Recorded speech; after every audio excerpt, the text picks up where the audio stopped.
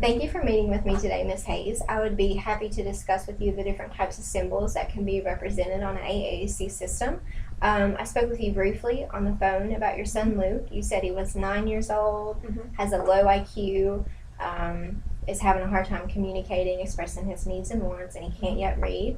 I think you'd be a great candidate for AAC because anybody can be a candidate who can't get 100% of their communicative needs met through speech. So a variety of people use AAC, from infants to toddlers, preschoolers, school-age children to adults to the elderly, to like 85 years old. It can also be used with a range of diseases or disorders, such as congenital diseases or disorders which are present at birth, such as cerebral palsy, autism, Down syndrome. Also can be used with traumatic brain injuries or acquired disorders that happen through accidents or injuries, such as burns or spinal cord injuries or stroke.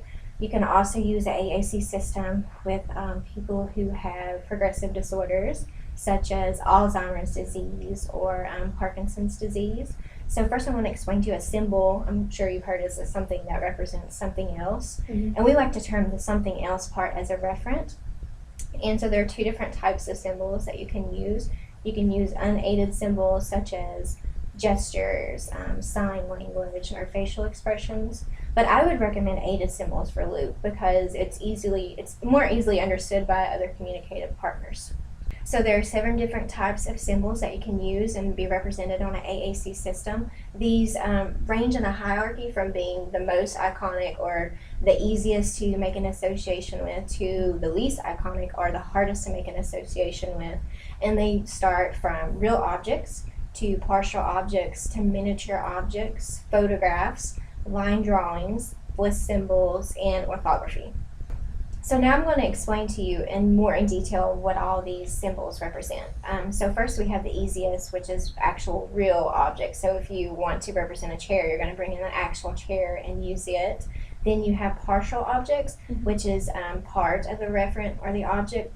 And this is, for an example, would be part of a towel that you want to use to represent drying off after a bath, or part of a spray like the top bottle of a Windex cleaner can be used to represent washing windows.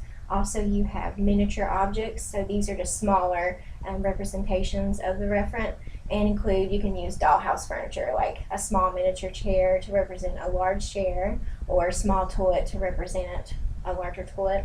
And these are good with dual sensory impairments, people who are blind and deaf, so I wouldn't recommend these for Luke. The next is photographs, and they can be colored or in black and white, and these are good because you can use them for a variety of things such as people, places, things, activities, verbs. The thing about photographs is you want to use them in specific content. For example, if you have a watering can and you want to use it to represent watering your flowers, you want to take the picture of the watering can beside of an actual plant. So then you have line drawings. And these are basically, self-explanatory line drawings. Like you have 2 stick figures holding hands to represent friendship, a face with a tear to represent being sad, or you can have a face with a bubble out the side of it to represent thinking. And then you have bliss symbols, which were developed by Charles Bliss in 1949. So for the bliss symbols, I would only use this if the person was literate because they're more complicated and harder to understand. Then you have traditional orthography, which you would have the letters D, O, and G to represent a dog. I would recommend photographs for Luke because I feel like it represents a variety of things such as the nouns, verbs, and activities. And also because research supports using color photographs with individuals who have a low IQ. So do you have any questions for me? Nope, not that I can think of. Okay, well if you go home and think of some, you can feel free to contact me. It was very nice meeting with you today. Thank you.